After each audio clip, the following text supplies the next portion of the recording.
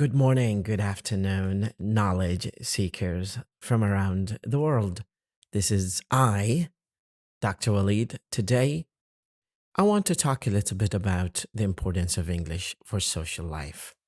This is a talk, probably a mix of Arabic and English, for sake of enriching your oral skills and auditory skills with enough knowledge and specifically language to utilize from to be able to speak English so much better. English is a social necessity. If we talk about the importance of language, we have not to marginalize the importance of English specifically. I'm not biased just because I speak English, but we need to understand that English is a global language. It is not English because it's from the United States. The United States are from the UK. It's the global Esperanto. It's the language that everybody should learn to understand, to engage, and to be successful social activist or social worker or professional in their field. If you check out medicine, physics, chemistry, any one of the sciences, or any one of the majors of humanities like psychology, most of the research that is conducted in English. And it's the beacon of languages. It's the language that everybody should learn to be able to engage in social activities, to get to know people, to enrich their own social and life experiences, and also to be an entrepreneur in their fields. The conversation that I'm conveying to you right now is about the dilemma that a lot of actually learners come across, which is finding the vision and objective of how they learn and make sure that their English is very professional and at the same time very fresh. A lot of learners burn out when they start their journey of language learning. And that is highly justifiable because they try so many things but fail in all to get to a satisfactory level. And I think that is just stemming from the fact that there's no plan or there's no objective. There's no challenge enough. When you're learning for a purpose. Some people learn because they want to be excellent speakers of English. Some of learners learn because they want to be promoted, not demoted. If you're not speaking English, you might be subject to demotion because there is another qualified person that will just take your position. So, learning a language will guarantee you a golden opportunity to be promoted in your ladder of work or in the field of job that you're doing or any kind of occupation that you have. And I'm saying this, I'm highlighting this important element here that learning language should be within the framework of, or within both pronunciations are acceptable, um, within the framework of objective or necessity. Because language is just a means of communication. We take it from a technical point of view, the things that should be considered, things that you should be aware of, and things that you have to lay down a perspective for when it comes to understanding the topography of language and the geography of speakers and their background.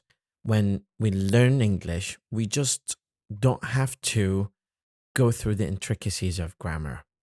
I understand grammar is the core component. Well, it's not per se the core component of language, but it's one of the key elements that structure and construct the stable foundation for the speakers to speak logically and in a sense way. Because constructing sentences, English, talking about grammar, English has a subject, verb, object structure. So the basic core constituents are subject and verb and object. If I say a dog bit Ali, so it's a subject, verb, object. And when I mention grammar, I'm highlighting this point because grammar makes you make sense. So learning grammar is essential and quintessential for you to be an excellent English speaker.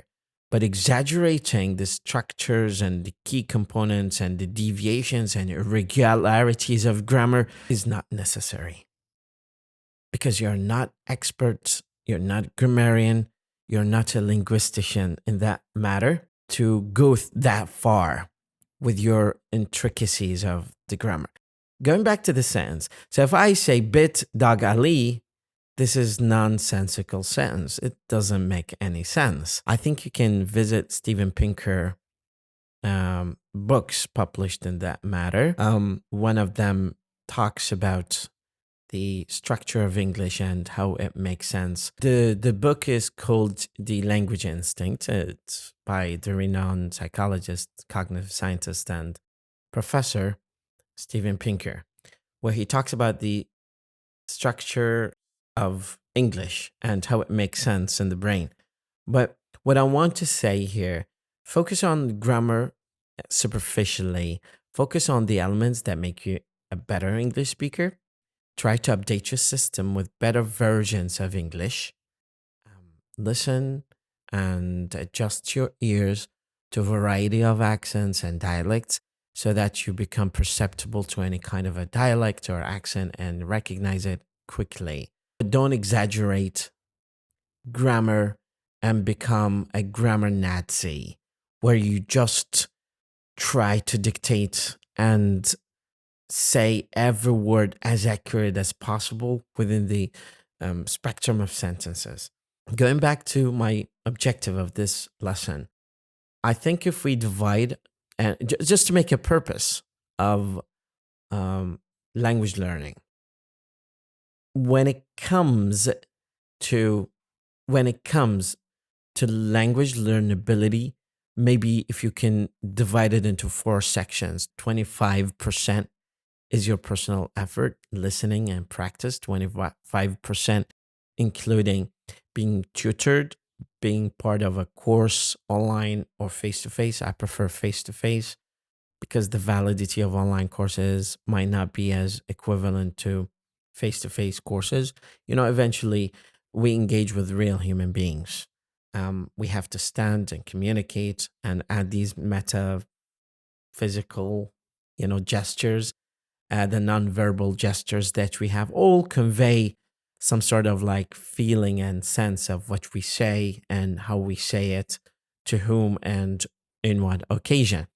This is the kind of context where we talk and we want to be understood. So it constitutes 25% of your effort. 25% is being in a course with other people, so you engage, being challenged. 25% is enrolling yourself in something really challenging that will create the new version of you, because that is the essence of language learning, is to be subjected to a variety of circumstances that make you a better version of yourself. Another 25% is being with a mentor, and sometimes they converge, the mentor and the teacher. But I highly recommend that the mentor is not your teacher. At the same time, you can benefit from 2 sources of language learning, so the input is maximized and becoming optimal for you to produce a better quality of language. And 25% is reading. So you might ask, how is this similar or dissimilar to the first 25% that you said about reading and listening? Reading in and of itself is a habit.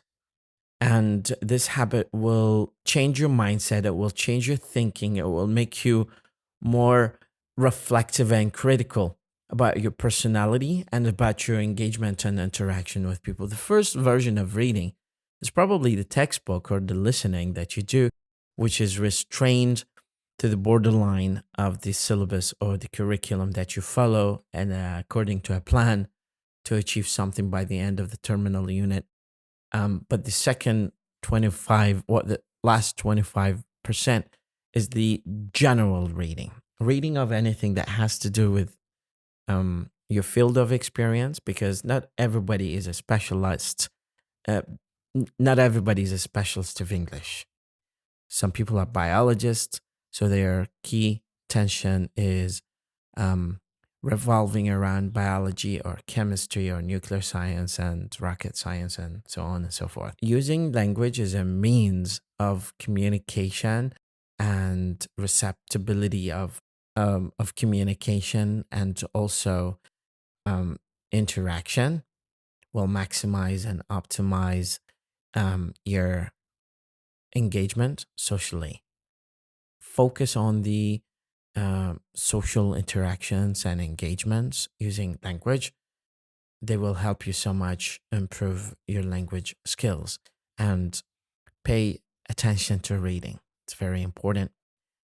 Eventually, the kind of job that you dream is actually a collection of small failures that you have, small challenges that you go through, and small personal transformations to your personality that will end up making you the better version of yourselves. And we have to acknowledge one thing, that we are not native speakers of English, but we can be very professional speakers of English, probably to a level that is far more beyond the nativeness of any native English speaker.